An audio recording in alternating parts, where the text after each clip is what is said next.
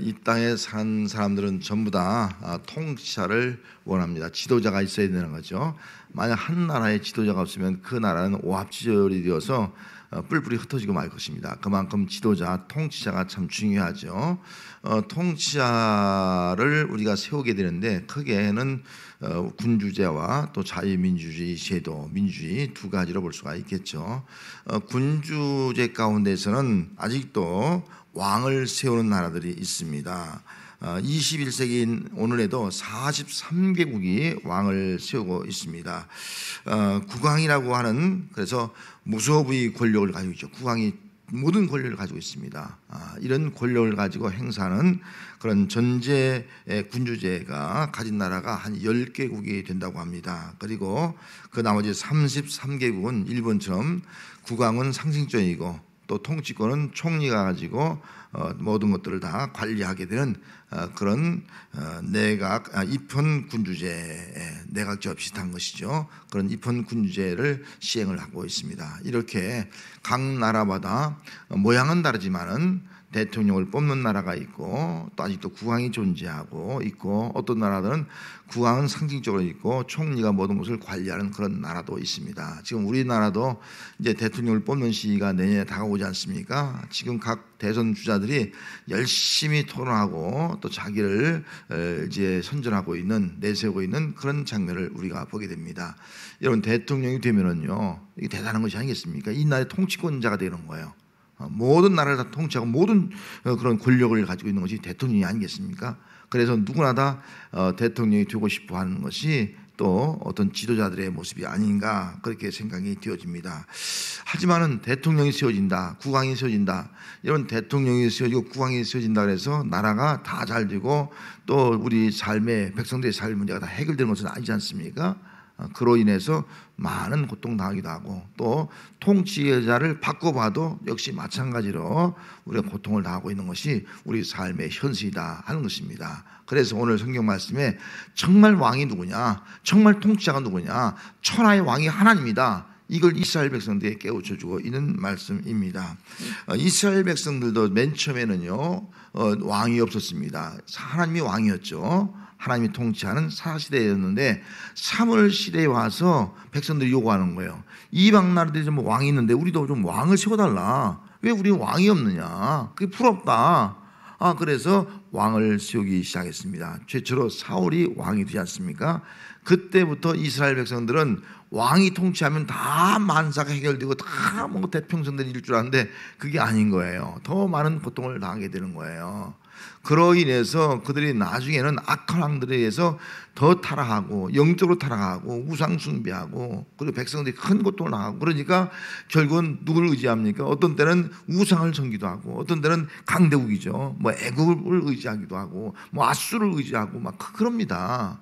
그러다가 결국은 이 민족이, 이스라엘 민족이 멸망하는 민족이 되고 말아요. 여러분, 세상 왕이 정말 우리의 모든 것을 잘 다스리고 우리의 모든 것을 보좌하는 것 같지만 그렇지 않다. 세상 왕이 통치한 나라는 결국은 다 멸망으로 가게 된다 하는 것을 이 성경을 통해서 알 수가 있습니다. 그래서 정말 이 이스라엘 백성들이 지금 바벨론 포로 잡혀가서 포로에서 이제 귀환되어서 다시 예루살렘에 돌아오거든요. 돌아올 때 주신 말씀이에요. 이제부터는 정신 차려라 너희들. 사람이 왕 되는 것만이 전부가 아니다. 정말 우리에겐 지도자가 필요하지만, 그래서 그들은 꿈꾸는 것이 다윗 아니겠습니까? 다윗 메시아가 아니겠어요? 통치자. 그걸 기다리고 있지만 참된 천하의 통치자는, 왕은 하나님이다, 메시아다. 그 메시아를 기다리고 있는 그런 백성으로 바뀌게 되었습니다. 9절 말씀에 여호와께서 천하의 왕이 되시리니 그날에는 여호와께서 홀로 한 분이실 것이요 그 이름이 홀로 하나니라. 하나님이 한 분이다. 홀로 천하의 왕이시다 하는 것입니다. 천하의 왕이신 하나님은 어떤 분이에요? 먼저 홀로 한 분이다. 홀로. 천하의 왕은 한 분이, 예수님, 하나님은 한 분밖에 없어요. 예수님도 한 분밖에 없어요.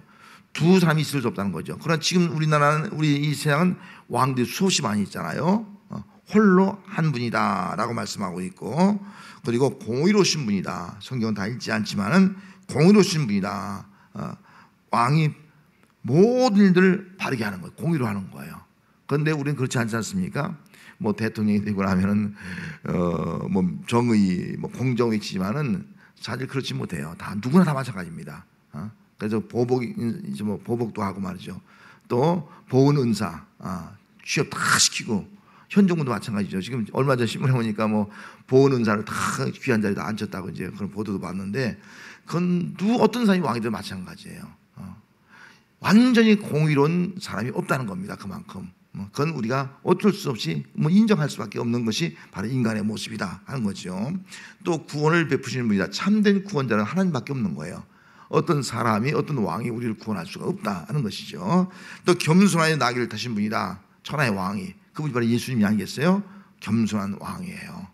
내가 왕이다. 높은 자리에서 통치하는 것이 아니고 억압하는 것이 아니고 얼마나 겸손한지 말이에요. 나귀를 타는 이런 겸손의 왕, 그것이 바로 메시아 하나님이고 예수입니다 하는 것을 보여주고 있어요. 또 그분은 병과 말과 활을 끊고 화평하게 하신 분이라는 거예요. 병과 말, 전쟁 무기죠. 다 끌어버린다는 화평을 추구하는 거예요. 그런데 우리의 지도자는 지금 모든 나라가 다 군비를 구축하고 있습니다. 전쟁이 만약 대비해서 북한도 핵무기 자꾸 장착할 이유가 거기 있는 거예요. 그런 것들이 전쟁을 준비하는데 진정한 천하의 왕은요 그런 것들을 다 끊어버리고 참된 화평을 이루신다. 그리고 자기 백성을 구원해서 왕관의 보석같이 빛나게 하신다. 그렇게 말씀하고 있어요. 9장 16절 말씀에 가면은 하나님은 천하의 왕은 그 백성들을 왕관의 보석같이 빛나게 한다. 이게 얼마나 귀한 거예요. 정말 이게 백성을 위한 그런 통치자가 아니겠습니까? 이것이 천하의 왕이다 라고 말씀을 하고 있는 겁니다. 그의 통치는 바다에서 바다까지 그리고 유브라데에서 땅까지 이른다. 땅까지이기 때문에 천하의 왕이 바로 하나님이고 하나님의 통치를 받는 삶을 살아가야 된다 하는 것입니다. 성도 여러분, 여러분께서는 천하의 왕이란 그 말을 어떻게 생각합니까? 어떤 사람은 막연하게 생각할 수도 있고 비현실적이라고 생각하는 사람도 있을 수가 있습니다. 그러나 구약에서 지금 구약의 마지막이 아니겠습니까? 거의 그다음 이제 마지막에 이제 말라기로 넘어가는데 천하의 왕이 구약의 하나님인데 그 하나님이 이제 신약으로 넘어오면서 만왕의 왕으로 바뀌게 됩니다. 그분이 바로 예수님이에요. 예수님이 정말 우리의 참된 메시아로 천하의 왕으로 오셔서 온 우주 만물을 다스릴 분으로 이 땅에 오셨다 하는 것을 보여주고 있습니다. 그 말씀이 디모데전서 6장 15절 말씀이에요. 기약이 이르면 하나님이 그의 나타나심을 보이시니 하나님은 복되고 유일하신 주권자이며 만왕의 왕이시며 만유의 주시오. 16절 말씀에 오직 그에게만 죽지 아니함이 있고 가까이 가지 못할 빛에 거하시고 어떤 사람도 보지 못하였고 또 볼 수도 없는 신이 그에게 존귀와 영원한 권능을 돌릴지어다. 아멘. 그렇게 말씀했습니다. 메시아죠. 예수님이죠. 그 예수님, 그것도 하나님이시죠. 그분은 어떤 분인가를 보여주고 있어요. 구약의 천하의 왕은 신약의 만왕의 왕이다. 그분은 하나님이면서도 메시아로 오신 예수님이다 하는 것이죠. 그분은 복되고 유일하신 주권자라는 거예요. 유일한, 복되고 유일한, 저주가 없어요. 복되고 유일한 주권자. 천지만물 창조가 우리 삶의 모든 만물의 주인 되신 주권자. 그리고 그분은 죽지 않는 분. 하나님도 죽지 않고 예수님도 죽지만 다시 부활했잖아요. 죽지 않는 분. 그분이 바로 천하의 왕이에요. 인간 왕은 다 죽고 맙니다. 그 다음에 가까이 가지 못할 빛에 거하는 거예요. 구약의 하나님 가까이 못 가잖아요. 너무나 영광스러운 빛이기 때문에 이것이 바로 하나님의 모습이고 또 예수님께서 변화선상에서 그 영광의 빛을 보여주지 않습니까? 정말 가까이 갈 수 없는 그 영광의 빛을 가진 분, 그리고 어떤 사람도 보지 못하였고 볼 수 없는 분이 구약의 하나님, 또 오늘 우리의 하나님이죠. 이분이 바로 천하의 왕이다 하는 것입니다. 천하의 왕, 만왕의 왕을 우리가 믿고 이스라엘 백성들로 하여금 너희는 그분 앞에 이제 그분을 공경하고 또 그분 앞에 영광과 권능을 돌려드려야 된다라고 말씀을 하고 있습니다. 자, 그렇다면 오늘 우리가 하나님이 천하의 왕, 예수님 만왕의 왕 되신 것을 우리가 믿는다고 하면은 우리가 그분 앞에 영광과 또 권능을 올려드려야 합니다. 그 삶이 어떤 삶이에요? 오늘 본문에서 세 가지로 말씀을 드리려고 합니다. 첫째는요, 여호와께 경배하라는 거예요. 하나님이 천하의 왕인 것을 알면 하나님께 경배하라. 16절 말씀에 예루살렘으로 지나왔던 이방 나라들 중에 남은 자가 해마다 올라와서 그 왕 만군의 여호와께 경배하며 초막절을 지킬 것이다. 그렇게 말씀하고 있습니다. 이방 나라가 그렇게 말씀했어요. 여기 이방 나라는 하나님을 믿지 않는 나라거든요. 이방 나라는 예루살렘을 치고 유대인들 그 이스라엘 백성을 멸망시키는 나라거든요. 그런 나라들이 해마다 초막절은 우리가 아는 대로 그 추수감사절, 오늘 추수감사절이에요. 광야에서 인도하시는 데 감사하고 또 풍성한 수확을 거두게 하시는 것을 감사하는 것이 감사절이가 바로 초막절이거든요. 이 초막절에 이방 나라 사람들이 올라오는 거예요. 감사하는 거예요. 과거에는 이스라엘 백성을 치고 예루살렘을 치기 위해서 올라왔는데 이제는 치러 온 것이 아니라 감사하면서 하나님께 경배하기 위해서 이방 나라들이 바로 예루살렘에 올라와서 하나님께 경배하더라 라고 말씀을 하고 있는 것입니다. 그동안 그들은 이방신을 섬기던 사람이 아니겠어요? 그걸 그들이 버리고 참 홀로 하나이신 유일신은 하나님밖에 없다, 천하의 왕이다 하는 것을 그들이 알고 있기 때문에 이방 나라들이 다 예루살렘에 와서 진정 만국을 통치하신 분은 하나님이다 하는 것을 깨닫고 하나님께 예배하게 된다는 것입니다. 그렇습니다.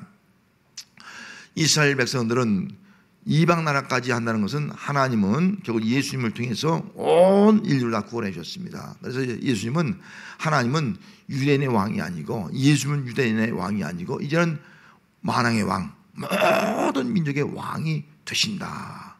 하나님은 만왕의 왕, 천하의 왕이 바로 하나님이시고 예수입니다 라고 말씀을 하고 있는 것입니다. 그것이 바로 이 땅에 지금 이루어져 가고 있고 또 통치라는 것이 천국이라는 개념이 아니겠어요? 하나님 나라, 우리 주님이 오실 그때가 되면은 완전히 모든 나라가 다 하나님을 경배하는 역사가 나타나게 되는 줄로 믿습니다. 그렇기 때문에 오늘 우리는 정말 예수 믿는 것이 얼마나 축복이고 또 이 땅에 아직도 믿지 않는 사람이 많이 있지만 그때가 오면은 심판을 받게 될 것이고 그 외에는 전부 다 구원받은 백성들은 하나님 앞에, 천하의 왕 앞에, 만왕의 왕 앞에 경배하는 역사가 나타나게 되는 겁니다. 이것이 바로 예배자의 승리예요. 우리 예배 드리는 것이 얼마나 복된지 몰라요. 경배하는 것보다 귀한 것이 없는 거예요. 이 일을 이 어려운 시대 속에서 잘 감당하면서 천하의 왕, 만왕의 왕 하나님께 경배하는 일에 힘을 쓰고 이걸 최고의 기쁜 일로 여기는 신앙이, 우리의 신앙이 되어야 할 줄로 믿습니다. 그 다음에 천하의 왕께 경배하기 위해서는요, 여호와께 성결이 성결이 되어야 된다는 거예요. 그래서 20절 말씀에 그날에는 말 방울까지 여호와께 성결이라 기록될 것이라 여호와의 전에 있는 모든 솥이 제단 앞에 주발과 다름없을 것이니 그렇게 말씀하고 있거든요. 그날이 되면은요, 말방울, 여기 말방울이 뭐예요? 따랑따랑 움직이는 것이 아니겠어요? 전쟁하러 나갈 때 신호에 말이 움직이는 것이 따랑따랑 움직이는 거예요. 이 말방울에도요, 여호와께 성결 그것이 기록된다는 거예요. 이게 놀라운 일이 아니겠습니까? 이 말의 의미는 뭐예요? 다시는 전쟁을 통해서, 말은 전쟁터에서 쓰는 것이 말이거든요. 그 당시에는 전쟁터에서 피 흘림이 다 사라지고 말도 성결하게 되고 그 땅도 다 성결하게 되어서 참된 언약의 백성으로서 성화될 것이다, 완전한 성화가 될 것이다 라고 말씀을 하고 있는 겁니다. 이거를 여호와께 성결한 단어를 쓰는 것은요, 구약에는 본래 제사장만 썼습니다. 성전에 들어간 제사장은요, 이 관 있는데 관 속에 뭐가 있냐면 여호와께 성결 적은 거예요. 제사장만이 여호와께 성결되어서 하나님 앞에 나가서 예배하는 백성이 된 거예요. 그런데 이제는 어떻게 된 거예요? 말 방울까지 됐다는 말을 뭘 의미하는 거예요? 모든 것이 다 성결하겠다는 거예요. 다시 말하면 우리 예배하는 모든 백성이 다 우리 이마에 뭐예요? 여호와께 성결, 이거 쓰여지는 사람이 되었다는 거예요. 다시 말하면 우리는 구약의 제사장처럼 말이죠. 우리는 신약에 와서 이제 우리 모두가 다 제사장이 되어서 여호와께 성결 쓰고 하나님 앞에 예배하는 예배의 주체자, 참된 제사장으로서 예배드리는 자가 되었다 하는 것을 여기서 말씀을 하고 있는 것입니다. 구약에는 제사장이 하나님께 크게 두 개였습니다. 하나는 하나님께 분향하는 거, 예배, 분향하면서 예배를 드리는 일이었고요. 또 한 가지는요, 백성들을 축복하는 거예요. 이게 제사장이, 구약의 제사장이 한 거예요. 그러면 오늘 우리는 여호와께 성결해서는 우리가 제사장이 되었다면 우리는 두 가지예요. 뭐예요? 우리도 하나님 앞에 분향해서 예배드리는 거예요. 예배를 올려드리는 일을 하는 거예요. 이게 우리 모습인 거예요. 그리고 또 하나는 뭐예요? 우리는 축복하는 거예요. 우린 제사장으로서 내 자녀 성도들 축복하는 거예요. 이게 저만이 아니라 예배자인 여러분 모두, 저만 여기에 여호와께 성결 쓴 것이 아니라 여러분 모두에게 다 여호와께 성결이라고 쓰였다는 겁니다. 그래서 이 마지막 때는 정말 천하의 왕 되신 하나님 앞에 우리 모두가 다 제사장이 되어서 여호와께 성결, 이 모습을 가지고 예배하면서 내가 예배를 구경한 자가 아니고 피동적으로 참석하는 자가 아니고 내가 예배 주체자예요. 내가 제사장인 거예요. 그래서 예배 드려서 하나님께 올려드리고 또 성도를 축복하고 말이죠. 이런 귀한 삶을 살아가는 것이 바로 여러분들의 예배자의 생활, 또 신약의 정말 거룩한 제사장의 삶을 살아가는 우리가 되어야 할 줄로 믿습니다. 또 마지막 한 가지는요, 천하의 왕께 여호와의 성물, 여호와께 성물이 된다 그렇게 말씀했어요. 21절 말씀에 예루살렘과 유다의 모든 솥이 다 만군의 여호와의 성물이 될 것인즉 제사드린 자가 와서 이 솥을 가져다가 그것으로 고기를 삶으리라. 그날에는 만군의 여호와의 전에 가난한 사람이 다시 있지 아니하리라. 여기 솥은요, 음식을 만드는 그런 도구 아니겠습니까? 이 음식을 만드는 도구는 그 당시에는 속된 것으로 생각하기도 했어요. 마구 쓰는 거니까 구별된 거예요. 거룩한 것과 세속적인 것 구별된 거예요. 그런데 이런 솥이 성물이 된다. 하나님 앞에 드려지는 물건이 된다는 거예요. 이런 구약 시대는 성결한 것과 부정한 것이 구분되어 있어요. 정결한 것과 부정한 것 딱 구분되어 있는 거예요. 짐승도 구분되어 있어요. 먹을 것도 구분되어 있어요. 또 모든 것들이 다 속된 것과 거룩한 것이 구분되어서 살아간 것이 구별된 거룩한 삶의 삶이었습니다. 오늘 우리들도 거룩한 성도, 세상 사람과 구별된 성도예요. 우리는 성도, 예수 믿지 않는 사람은 성도가 될 수 없죠. 구별된 거예요. 그들은 세속적인 그런 삶을 살아가고 우리는 거룩한 삶을 살아가는 거 구분이 딱 된 거예요. 그런데 천하의 왕이 통치하는 때가 되면은, 다시 말하면은 이 솥단지까지도 다 성물이 된다는 거예요. 하나님께 드려지는 바가 된다는 거예요. 하나님 쓰시는 도가 된다는 거예요. 그러면 이 땅에 있는 우리는 이제는 거룩한 것과 속된 것이 다 사라진다는 거예요. 그때가 그날이 되면은. 지금은 구분되어 있지만, 그래서 천하의 왕이 통치하는 그의 날이 임하면요, 그때는 다 거룩한 것이 되는 거예요. 이 땅에 다 거룩한 것이 되는 거예요. 속된 것이 하나도 없는 거예요. 거룩한 것이 되어서 하나님 앞에 성물로 쓰임 받는 것, 이것이 바로 마지막 날 천하의 왕이 통치하는 그날에 이루어지게 될 것이다 라고 말씀을 하고 있는 겁니다. 그렇습니다. 그렇다면 여러분, 이 땅에 사는 동안 우리는 정말 하나님의 성물이 되어져야 돼요. 내가 성물이 되어서 내 몸이 하나님 앞에 거룩하게 쓰임받는 도구가 되어지는 게, 이게 얼마나 큰 축복인지 몰라요. 여기는 의자 뭐 이런 것들 다 뭐 세상 사람들이 만든 거죠. 우리가 다 만든 거지만 이것이 하나님 앞에 드려서 성물로 쓰여지는 거예요. 하나님의 도구로 쓰임받는 거예요. 이게 축복이 아니겠습니까?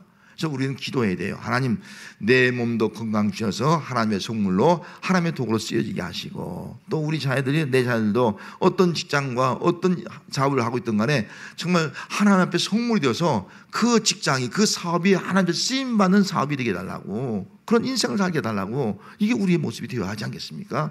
그렇게 될 때 그것이 바로 천하의 왕이 통치하고 그 통치를 받는 우리 삶의 모습이 된다 하는 것입니다.